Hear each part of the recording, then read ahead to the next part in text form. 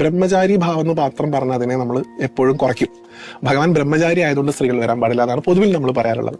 ബ്രഹ്മചാരി എന്നുള്ള കൺസെപ്റ്റിനേക്കാൾ ഒരു പടി മുകളിലാണ് താപസനായിട്ടുള്ള ശാസ്താവ് എന്നുള്ള ഭാവം. കാരണം ഭഗവാൻ അവിടെ ചെയ്യുന്നത് തപസ്സാണ്. നമുക്ക് ഇപ്പൊ ചേച്ചിക്ക് അറിയാം, നമ്മൾ ഈ നെയ്ത്തേങ്ങയായി കൊണ്ടുവന്ന നമ്മുടെ ആത്മാവ്, ആ ആത്മാവാകുന്ന നെയ്യിനെ നമ്മൾ ഭഗവാന്റെ മുകളിലൂടെ ഒഴിക്കുമ്പോൾ നമ്മുടെ കർമ്മഫലങ്ങളാണ് നമ്മളെ കൊണ്ട് ഒഴിക്കുന്നത് ആ ഭഗവാന്റെ മേലൂടെ. അതിനെ ദഹിപ്പിക്കാനുള്ള, അതിനെ ഇല്ലാതാക്കാനുള്ള ശേഷി ഭഗവാൻ എവിടെ നിന്നാണ് കിട്ടുന്നത്?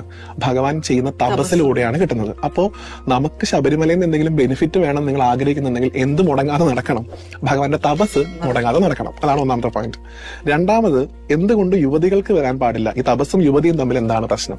പ്രത്യേകിച്ച് ഈ മെൻസസ് പീരീഡിലൂടെ കടന്നു പോകുന്ന, അല്ലെങ്കിൽ ആ ഒരു ആർത്തവത്തിന്റെ പ്രായപരിധി ഉണ്ടല്ലോ, ഇപ്പൊ നമ്മൾ 10 തൊട്ട് 50 അങ്ങനെ പറയാറുണ്ട്.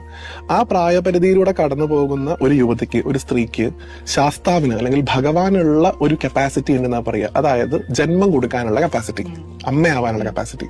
അമ്മ എപ്പോഴും ദേവിയാണ് അല്ലെ?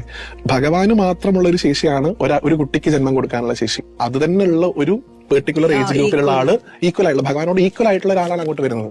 അപ്പൊ സ്വാഭാവികമായിട്ട് എന്ത് ചെയ്യണം? ധ്യാനത്തിൽ നിന്ന് മാറി വരുന്ന ആളെ ബഹുമാനിക്കണം എന്നാ പറയുക.